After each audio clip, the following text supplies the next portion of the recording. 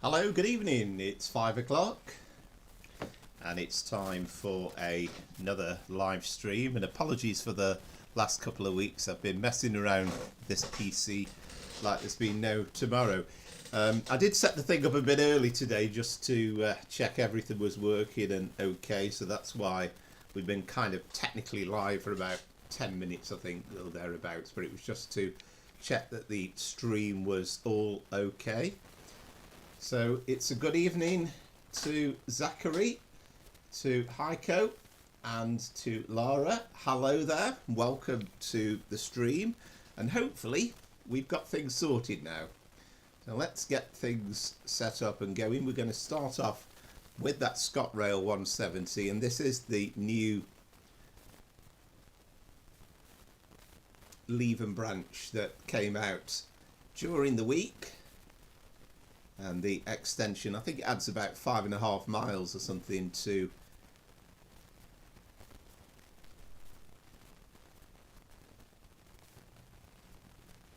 the route. So let's get things going and underway.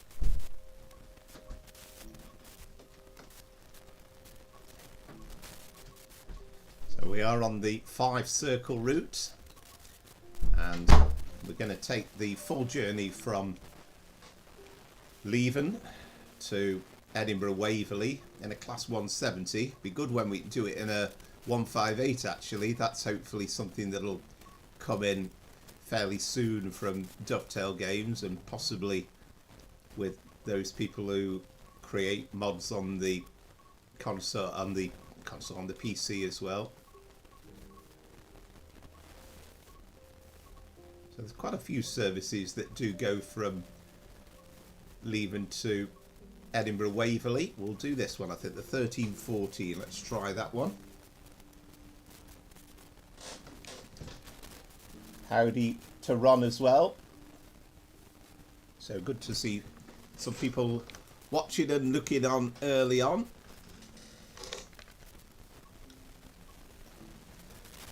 And again, once again, sorry about the last couple of weeks. Had a few PC problems, but hopefully things are all sorted now.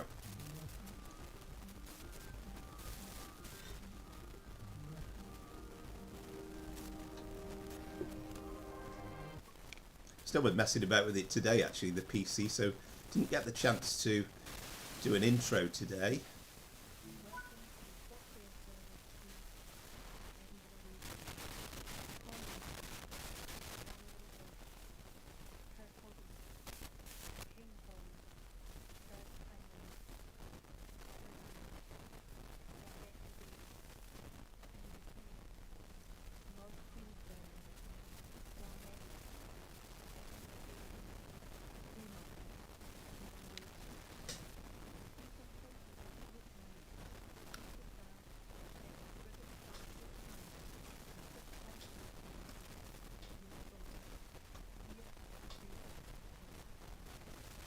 Just thought to get the chance for the announcements to play out. I think that's really good, actually. I still think that's excellent, and I know some people say it's not the authentic Scotrail voice, but it's pretty good though, I would say. So yes, we have international viewers as well from Ron. How's things in Montreal? So this is Leven Station, and I think this is the River Leven.